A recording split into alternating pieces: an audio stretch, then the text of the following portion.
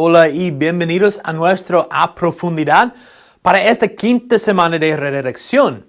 Es oficial, hemos comenzado una nueva parte de nuestro viaje de redirección. Estamos comenzando la historia. Estoy muy emocionado por los videos de A Profundidad en esta parte del viaje porque nos permiten responder preguntas muy importantes que no tenemos tiempo de responder durante la homilía del domingo. Mientras escuchamos la historia, es importante recordar que esta historia tiene un nombre oficial. Se llama el Evangelio. La historia que vamos a compartir es una versión de la historia que los apóstoles fueron enviados a predicar hace casi 2000 años. El Evangelio.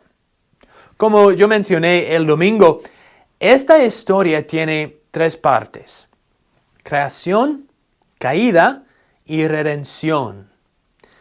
Pero me gusta plantearlo como 4 preguntas. ¿Por qué hay algo en lugar de nada? ¿Por qué todo está tan desordenado? ¿Y qué ha hecho Dios al respecto? Si es que ha hecho algo. El domingo respondimos a la primera pregunta. ¿Por qué hay algo en lugar de nada? Así que hoy queremos hacer tres cosas más. Primero, vamos a aprender un poco más sobre lo que está en la Biblia. ¿Qué estoy mirando? ¿De dónde viene esto? ¿Por qué están estos libros ahí y no otros? Y también, ¿cuáles son todos los géneros literarios que yo mencioné el domingo? Segundo, vamos a ver un comentario visual del primer capítulo de Génesis. Una de las dificultades de entender la Biblia es que es una traducción del texto. La Biblia no fue escrita en español. Y más, cuando leemos la Biblia en español moderno, no solo estamos leyendo una traducción, sino también una interpretación. El comentario sobre Génesis nos va a ayudar a mostrar lo que una traducción no puede. Este comentario va a abrir la estructura, las imágenes y el idioma de maneras nuevas y emocionantes. Y finalmente, quiero hablar brevemente sobre el tema común de la creación frente al creacionismo. Como he mencionado, mucha gente dice que la ciencia y la fe están en conflicto. Solo puedes tener uno, no otro, creación o evolución, por ejemplo. Pero esto fundamentalmente malinterpreta ambas posiciones. Como católicos, nos aferramos profunda y firmemente a la creación, pero no al creacionismo. No enseñamos ni creemos que la tierra apareció de la nada hace 10,000 años, en 7 días de 24 horas. Eso no es lo que significa la creación. Así que discutiremos eso también. Entonces, la Biblia, ¿qué estoy leyendo? La Biblia es uno de los libros más influyentes en la historia humana. Explora las grandes preguntas de por qué existimos. Ha inspirado a muchas personas a hacer cosas increíbles y confundió a muchos otros. Y probablemente tengas una en alguna parte de su casa, pero ¿qué es la Biblia en realidad? Echa un vistazo. ¿Qué es en realidad la Biblia? Bueno, la Biblia es una pequeña biblioteca de libros que surgieron todos de la historia del antiguo pueblo de Israel. Y en un sentido, ellos eran como cualquier otra civilización antigua. Pero entre ellos existió una larga línea de individuos llamados profetas. Y ellos veían la historia de Israel como no ordinaria. La veían como una parte central de lo que Dios estaba haciendo por toda la humanidad. Y estos profetas eran genios literarios. ¿En serio? Sí, ellos usaban de manera experta el lenguaje hebreo para escribir narrativas épicas y poesía muy sofisticada. Eran maestros de la metáfora y de la narrativa y utilizaron estas técnicas para explorar las preguntas más complicadas de la vida acerca de la muerte y la vida, las luchas del ser humano. Así que hay muchos autores diferentes que contribuyeron en escribir este libro. Sí, y estos textos fueron producidos en un periodo de más de 1000 años, empezando con los orígenes de Israel en Egipto hasta su reino y su primer templo, pero eventualmente fueron conquistados por los babilonios, quienes se los llevaron al exilio. Luego, en un momento crucial de su historia, muchos israelitas regresaron a su tierra, construyeron el segundo templo, reformaron su identidad, y es aquí cuando las escrituras judías empezaron a tomar la forma en que las tenemos hoy en día. Está bien, la Biblia judía. ¿Qué hay en ella? En hebreo se llama por un acrónimo conocido como Tanakh. La T es por Torah, a veces llamada la ley. Esto es, los primeros 5 libros con la historia del nacimiento de Israel. La N es por Nevi'im, una palabra hebrea para profetas. Y esta sección consiste de los libros históricos que cuentan la historia de Israel desde el punto de vista de los profetas. Luego tienes los libros poéticos de los mismos profetas. La K es por Ketuvim, una palabra hebrea para escrituras. Esta es una colección diversa de libros poéticos, libros de sabiduría y más narrativa. El pueblo judío cree que a través de todas estas obras literarias, Dios le habla a las personas. También hay otras escrituras judías que estaban siendo producidas durante el periodo del Segundo Templo. Sí, un grupo realmente diverso de textos, y estos también eran muy valorados en las comunidades judías. Y había debate en estos tiempos antiguos sobre si algunos de estos textos debían o no ser considerados como parte de sus escrituras. Así que hay muchos tipos distintos de textos escritos en un periodo de tiempo muy largo. ¿Por qué los juntaron en la forma en que lo hicieron? Todos estos textos juntos cuentan una historia épica sobre cómo Dios está trabajando a través de este pueblo para traer orden y belleza al caos de nuestro mundo. Y todo ello culmina en la esperanza de un nuevo líder, quien vendría y renovaría toda la creación. Y luego el Tanakh termina, y este líder nunca llegó. Así que es una obra escrita de manera experta, pero le falta el final. Exactamente. Luego, unos pocos siglos después, un profeta judío llamado Jesús de Nazaret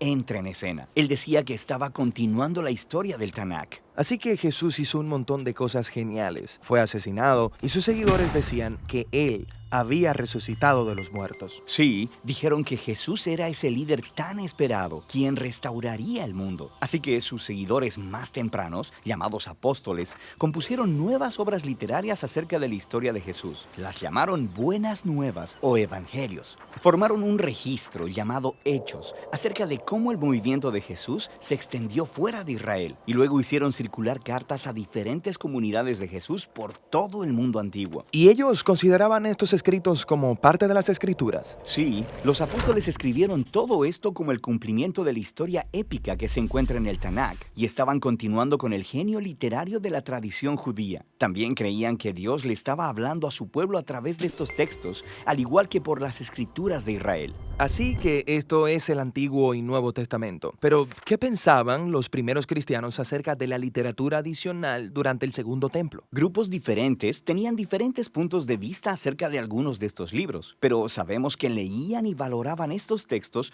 porque los utilizaron junto con las escrituras judías. Está bien, entonces tenemos el Tanakh, las escrituras judías. Tenemos estas otras obras del periodo del Segundo Templo. Luego las escrituras de los apóstoles acerca de Jesús. Y eso es mucha literatura. Entonces, ¿qué hay en mi Biblia? Durante 2000 años, el movimiento cristiano ha tomado formas diferentes, y desde el principio, todos los cristianos reconocen tanto el Tanakh como las escrituras del Nuevo Testamento. Y durante siglos, mucha de la literatura del Segundo Templo era leída como parte de la tradición bíblica. La Iglesia Católica, por ejemplo, eventualmente la hizo oficial y llamó a algunos de los libros de esta colección libros deuterocanónicos. Algunas iglesias ortodoxas incluso usaron más libros de la literatura del Segundo Templo. Y luego, en el siglo XVI, durante la Reforma, los cristianos protestantes quisieron regresar a las escrituras más antiguas de los profetas y apóstoles, así que solo aceptaron el Antiguo y Nuevo Testamento. Muy bien. Eso es increíble. Creo que es muy útil ver que la Biblia no es un libro que cayó del cielo hace 2000 años. Dios es el autor supremo, pero usó humanos como sus coautores. Es increíble. Pero ¿qué pasa con los diferentes tipos de literatura en la Biblia que yo mencioné el domingo? Una vez más, la Biblia es una colección de libros. Biblia proviene de la palabra griega biblion, que simplemente significa libros o pergaminos. Piensa en la palabra biblioteca. Biblioteca. La Biblia es una colección de 73 libros. Vamos a ver.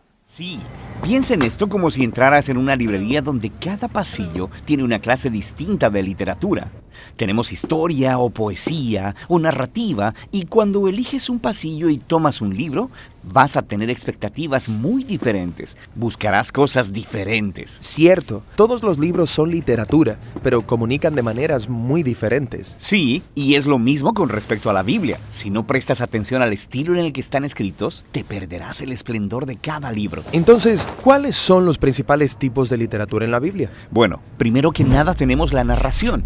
Compone nada menos que el 43% de la Biblia. Después de eso tenemos la poesía, que compone el 33% de la Biblia. Y luego tenemos lo que podrías llamar discurso en prosa, que compone el 24% restante. Casi la mitad de la Biblia es narración.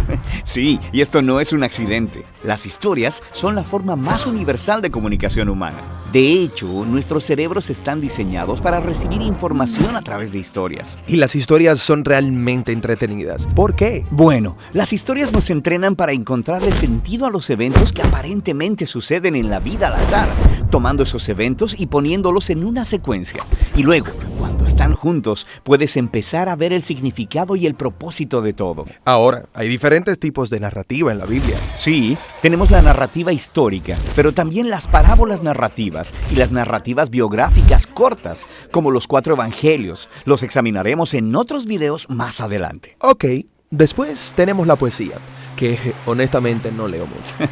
Sí, como la mayoría de las personas, pero uno de cada 3 capítulos en la Biblia es poesía. Sí, ¿por qué tanta poesía? Bueno, los poemas hablan principalmente a través de un denso lenguaje creativo, uniendo imágenes para ayudarnos a visualizar el mundo de manera diferente. Los poemas usan mucha metáfora para evocar tus emociones y tu imaginación. Mucho lenguaje elegante, pero ¿no sería más fácil simplemente decirme lo que necesito saber? Bueno, piénsalo. En la vida tendemos a formarnos rutas mentales y pensamos mediante estos caminos familiares que son muy difíciles de escapar a través de la lógica o el razonamiento.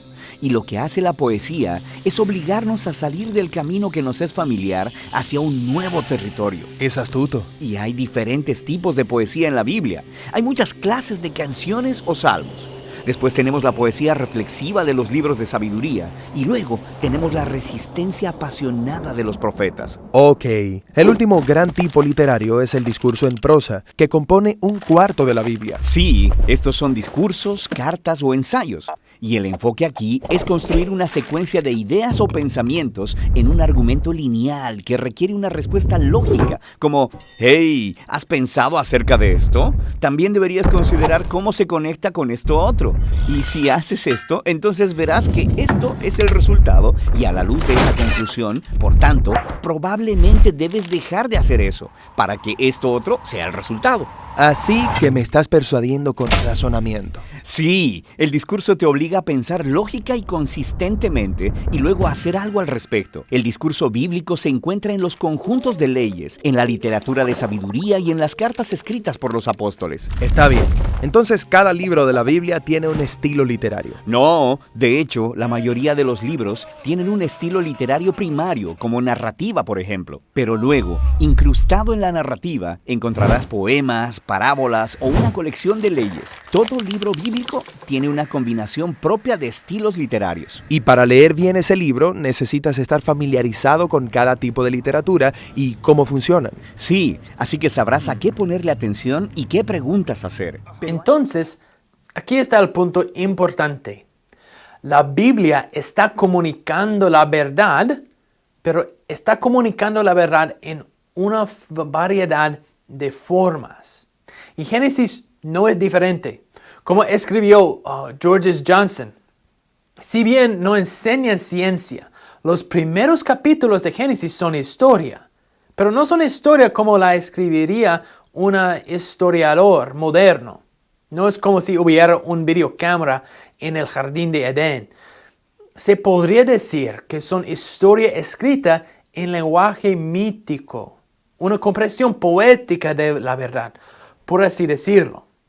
Así que Génesis está escrito en un estilo histórico, mítico, pero mito no significa falso. Mito significa que algo es tan vasto, tan complejo, tan profundo, que tiene que ser comunicado en un estilo particular de literatura. Génesis 1 está escrito en un estilo narrativo, pero esa narración es un mito histórico poético. ¿Confundido? Bien.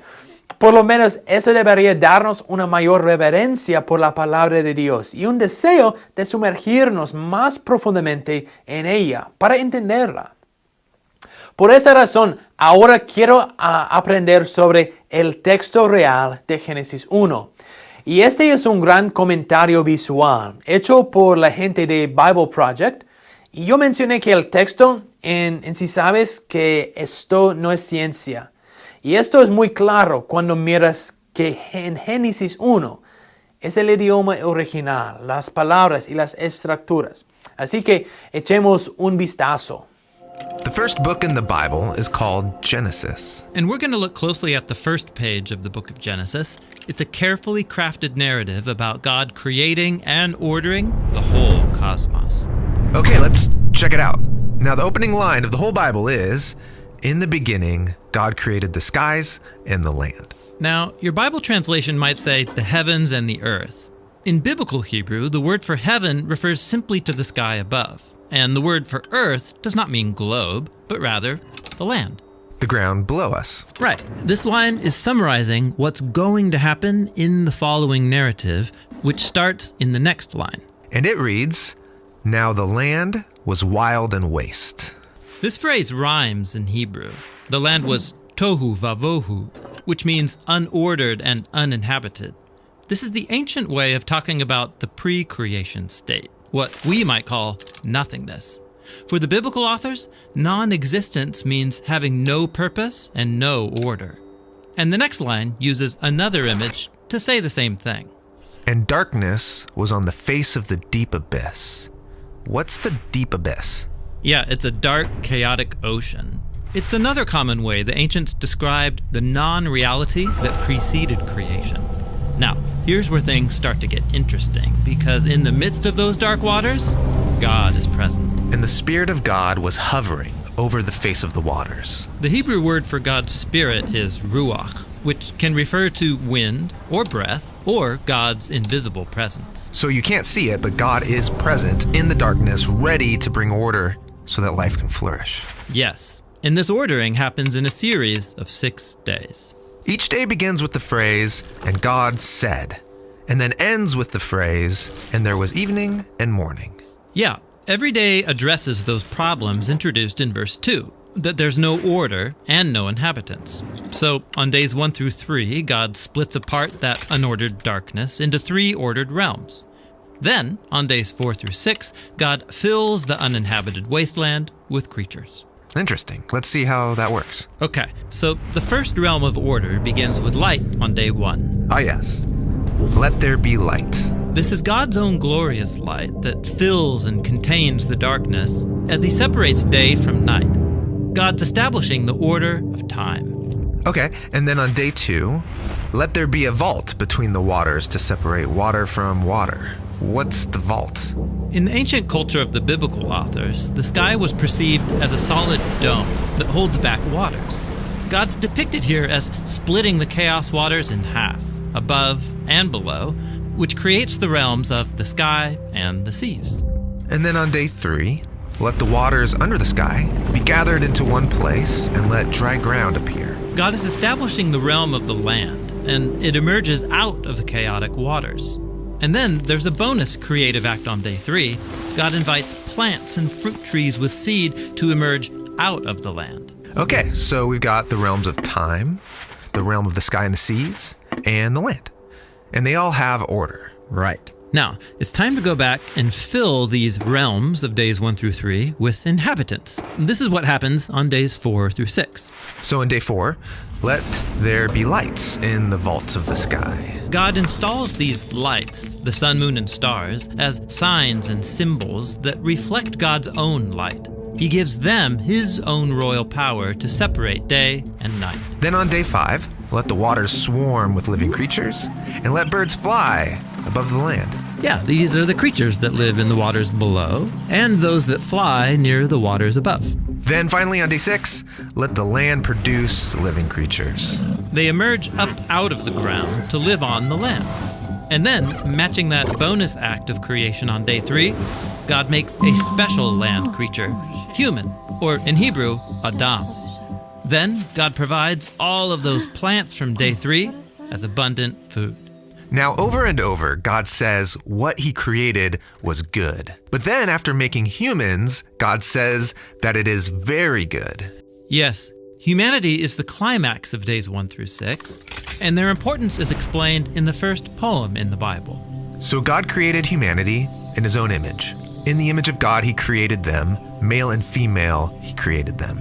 So humans come up from the ground like the other land creatures, but they're also more. They're God's image, which means that together, men and women embody and represent the Creator within his creation. God blessed them and said, "Be fruitful and increase in number, fill the earth and subdue it, ruling over the creatures." This is the purpose of being God's image, to oversee creation as God's partners and representatives in the world. Very cool. Now, after the 6 days, we get a concluding line that links back to the key words of the opening line. And so were completed the skies and the land and all their inhabitants. Except there's one more day. It stands outside the pattern of days 1 through 6. It's the big climax. And God completed on the 7th day the work which he had done. And he rested on the 7th day from all the work which he had done. And God blessed the 7th day and set it apart as holy. So God rests on the 7th day. This is a standard biblical image where God, after ordering the cosmos, comes to rest and dwell in his sacred space. It's like the whole world is a holy temple where God lives with his people. Now that phrase, "there was evening and morning," it doesn't appear on day 7. That's right. The 7th day has no end. That's because Genesis 1 is describing God's ideal vision for the whole cosmos. A place where God lives with his partners to rule the world in harmony forever. Yes, the 7th day is the goal of creation. It's actually so important that the author of Genesis 1 has woven the number 7 into every part of the story. There are 7 days of creation, 7 announcements that creation is good. There are 7 Hebrew words in the opening verse, and then 2 times 7 Hebrew words in verse 2. And then the statement about the 7th day has 3 lines of 7 words. Wow. So the first page in the Bible is doing way more than just telling us how the world was made. Right. Genesis 1 has been designed to show us that God's purpose is to share creation with his images, so they can rest and rule it with him forever. And that purpose is what the rest of the biblical drama is all about. Cuando yo vi esto por primera vez, me quedé asombrado. Esto es increíble. Este capítulo inicial es tan hermoso. ¿Te das cuenta de que los debates sobre Génesis versus ciencia, o si el mundo fue creado en 7 días literales de 24 horas o no, son tontos? Están perdiendo el punto. Génesis no nos está dando un relato científico del mundo, está haciendo mucho más. Ahora, como punto final, como he estado aludiendo, muchas personas piensan que ser un cristiano que cree que la Biblia contiene la verdad significa para creer que el mundo fue creado hace 10,000 años, en 7 días literales de 24 horas. Y yo conozco personas y denominaciones cristianas que se apegan mucho a esto. Pero creo que has comenzado a ver por qué esta no es la enseñanza de la Iglesia Católica. ¿Qué enseña la Iglesia acerca de Dios como creador y Génesis 1? Pues bien, el Catecismo afirma esto. En el principio Dios creó el cielo y la tierra. 3 cosas se afirman en estas primeras palabras de la Escritura. Primero, el Dios eterno ha dado principio a todo lo que existe fuera de Él. 2, solo Él es creador. El verbo crear en hebreo bara tiene siempre por sujeto a Dios. Y 3, la totalidad de lo que existe expresada por la fórmula el cielo y la tierra depende de aquel que le da el ser. Suena como si algo de eso estuviera en contradicción de la ciencia. Nada. Como he mencionado, fue el padre Georges Lemaître quien ideó la teoría del Big Bang. Y sabía que esta teoría no interfería con la verdad de Génesis. Él escribió: hasta donde puedo ver, tal teoría queda completamente fuera de cualquier cuestión metafísica o religiosa. Deja librar al materialista para negar cualquier ser trascendental. Pero el creyente elimina cualquier intento de familiaridad con Dios. Esta es consonancia con Isaías hablando del Dios escondido incluso en el comienzo del universo. El Papa Juan Pablo II retomaría la idea de Padre Lemaître en su encíclica Fides et Ratio. Escribió: la fe y la razón son como las dos alas con las cuales el espíritu humano se eleva hacia la contemplación de la verdad. Dios ha puesto en el corazón del hombre el deseo de conocer la verdad y, definitiva, de conocerle a Él para que, conociéndolo y amándolo, puede alcanzar también la plena verdad sobre sí mismo. Génesis 1 nos muestra que este mundo es inteligible, ordenado, comprensible, no es un desorden irracional. Lo que significa que la ciencia, al buscar y descubrir la verdad, está simplemente descubriendo la verdad y la racionalidad que Dios mismo imbuyó en el mundo. La ciencia debería llevarnos a una apreciación más profunda y mayor de la creación de Dios. Creo que esto se resume bien en el Salmo 8. En el Salmo 8 leemos: cuando contempló tus cielos, obra de tus dedos, la luna y las estrellas que allí fijaste, me preguntó: ¿qué es el hombre para que en él piensas? ¿Qué es el ser humano para que lo tomes en cuenta? Aquí, el autor del Salmo está diciendo que mientras mira el cielo nocturno, las estrellas y las galaxias, está diciendo que sigue haciendo una pregunta: ¿qué es el hombre para que en él pienses? ¿Qué es el ser humano para que lo tomes en cuenta? ¿Quién soy yo, Señor? ¿Quién soy que te preocupas por mí? ¿Por qué me tienes en cuenta? ¿Por qué cuidas de mí? El autor del Salmo está preguntando: ¿por qué?